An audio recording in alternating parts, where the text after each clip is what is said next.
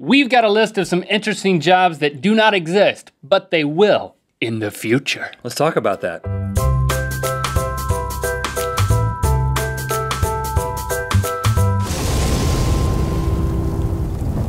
Good mythical morning! If you are in the job market or ever will be in the job market, listen up, people. Especially if you will be in the job market in the future, because we are about to go through some jobs that are futuristic. You know, the interesting thing about this is the fact that if you had to come to us as little boys, you know, back when they used to ask you the question, what do you want to be when you grow up? Yeah, I was going to say, what do you want to do? But it is, what do you want to be when you grow up? Right. And I said, fireman, police officer, taxi cab driver. You know, the typical stuff that kids want to be. Yeah, and you said it like this. I talk like that when I want to be a taxi cab driver. But if you said, hey, son, you're going to be a YouTuber, a full-time YouTuber. And I'd be like, I don't like tubes, man. I don't like dealing with tubes. I don't know what you're talking about. Like a plumber? So a plumber's a noble profession. There's nothing wrong with the plumber. But the point is that we do a job that didn't exist when we were kids, much less 10 years ago it didn't exist. U-piper. What's a U-piper? YouTuber. Right, it's different. It's a website. Yeah, we are, you know, we are in the future, we are in the present, which used to be the past or used to be the future. So anyway, this is a subject that's close to our hearts, but it's even closer to the hearts of Sparks and Honey. We should have called ourselves Sparks and Honey. Missed opportunity, by the way. You would be Honey. Honey? I knew you were going to say that. Just because Sparks is not much better. Sparks and Honey. Sparkles and Honey. Sparks and Honey is a trend spotting firm. Yes, there is such a thing as a trend spotting firm. The people who work at Sparks and Honey, they give us things to aspire to? No, there's a wall up in Sparks and Honey, and they encourage their employees to put imaginative jobs up there, like, because they're trying to get ahead of the curve, you know? Okay. And so they put these ideas up there for jobs of the future. And we looked at that list, and there's a few that we really thought, oh yeah, that makes sense. Let's talk about that. So we're going to go through the list of a few of these jobs that they came up with at Sparks and Honey, and then Sparks and Honey, these Sparks and Honey are going to give you some ideas for jobs that we think are from the future. Okay, well, one occupation. We should probably call ourselves Rhett and Link so we don't get sued by Sparks and Honey. We are not Sparks and Honey, we are Rhett and Link. Okay, one occupation from their list that they predict will exist is the 3D printing handyman. Now, this is, you've heard about 3D printers. This is nothing new. It's kind of new. It's the trendy new thing. I think they're... Obviously, they will become more affordable so that everyone has them. They are pretty affordable now. Yes, there will be handymen who repair those, but that is not what I'm talking about. What was not what they talked about in their list. Yeah, Sparks and Honey. Yeah, they are talking about someone who just comes to your house and they could be a plumber. They could be a carpenter. And be like, that pipe, you know, your sink got a problem. Now we're gonna have to go to Home Depot. I gotta go down into Home Depot. I gotta get a new one. No. Hold on, let me go to my van and get my 3D printer, and I'll print you a new pipe, and then I'll put that pipe in there, and I'll charge you, you know, the difference. You need a new remote control for your television? Okay, you don't use televisions in the future, but I can give you one. You know, it would be like, oh, I see there at the foot of your couch, one of the feet No, you're thinking small. You're thinking small. I'm going to be printing television remotes for the future. Touchscreen television remotes all out of my printer. You want a faucet that is made out of the letters that spell your name? I can do that. It's going to be simple. It's going to be like, oh, your kid prematurely busted his piñata at his birthday party. I can print a new piñata.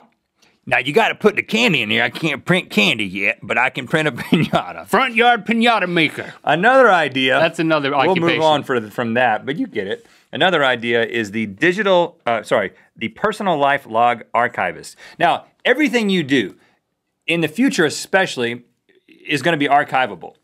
Meaning that you've got a phone that's keeping up with where you're at during the day. Your GPS coordinates, notes that you're taking, texts that you're sending, emails that you're writing, emails that you're receiving, pictures that you're taking, journal entries that you're writing, voice memos that you're making. And all this is going into your phone and other places, but in the future, all that's just going to be archived. It kind of is archived already, but it's going to need to be archived and organized so you can basically, just like there's a time machine on the Mac where you can go back and bring up a different point, you're going to be able to go back and bring up a certain day, and you can be like, oh yeah, that was the day I got Mexican, then I got Pepto, I got sick, and then I met that dude who printed that remote control for me, and I was like, no, I don't need a remote control. I need a piñata. Then I made a voice memo to say, really like piñatas, But should why- get these every weekend. So this is someone who's going to put all this stuff together. I mean, why would you want to pay for that? Why do they think I would want that? Do you want to seamlessly be able to access that moment when you were like, really like piñatas, get the purple one that looks like a dove? No, I don't think I would want that one. But the other one on the list, that Purple dove. Isn't that a Prince song? Purple Rain is a Prince song. Should have been, but he had, like Dove's Cry. He should have done Purple Dove. Two different Prince songs coming together. They had another one, Digital Death Manager, which is basically someone who, once you die, they take kind of all the stuff you were talking about, all the digital remnants of your life. This is kind of sad, but they put it together into something which I guess could put a silver lining on your life or put it all in perspective. There's all this stuff hanging out there. Well, your online presence. What they can also do is they can edit your online presence for posterity. So, oh yeah, that year that he had those tweets where he was kind of ranting about his family members in a negative way, I'm going to delete that for him because that's my job. I'm going to manage his digital life after his death. Well, but so this goes backwards. It could go forwards. We don't need that. I'm going to do that for you. If you die first, I'm going to keep tweeting for you. Are you trying to get at my trust or something? No. I'm just saying that, like, how much are you going to charge? It's probably going to be strategic for us to, like, if one of us dies, we're going to have to continue this Rhett and Link thing somehow, right?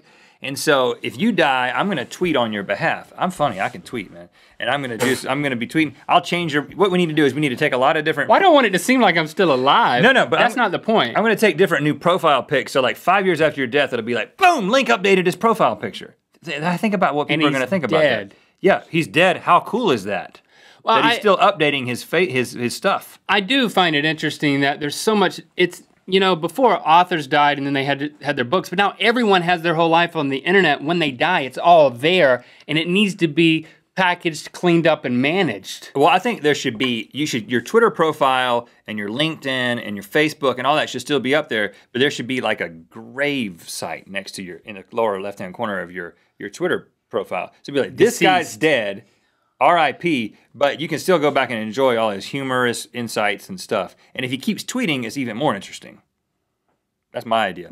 Okay, so yeah, that's interesting. We've got two that we've come up with. I think that sarcasm is such a part of our culture now that it's only going to continue to become more and more sarcastic as time goes by, but everything comes full circle.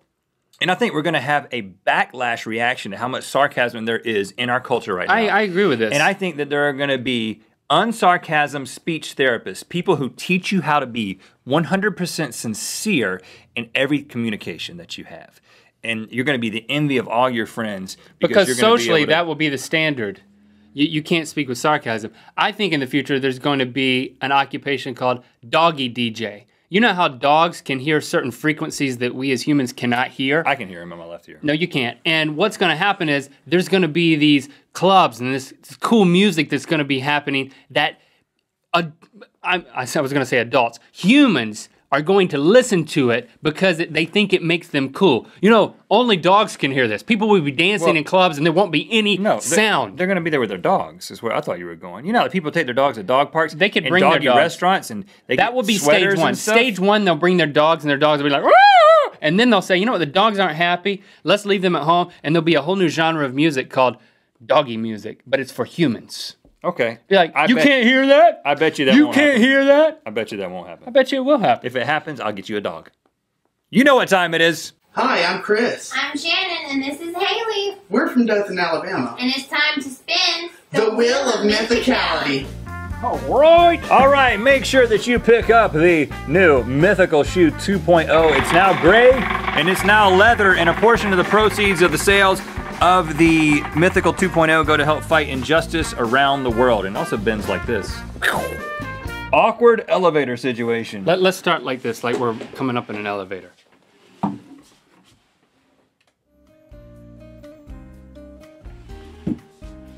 Ding! I just heard a ding, but the door didn't open. Don't talk to me. You're a stranger. I don't. I'm just saying. This is an elevator. Don't look at me. Don't talk to me. I'm not looking at you, dude. I'm just saying the door didn't open. I just wanted to point that out. I heard a ding, but the door didn't. Shh. Don't speak to me. I don't speak to strangers on elevators. Just look at the numbers like normal people. But it's not moving, dude. Don't look at me. The door Don't should talk be- to me. When you get trapped in an elevator with somebody, I always think if you get trapped in an elevator, pee in the corner. the only thing I'm thinking is, what if I get trapped with these people?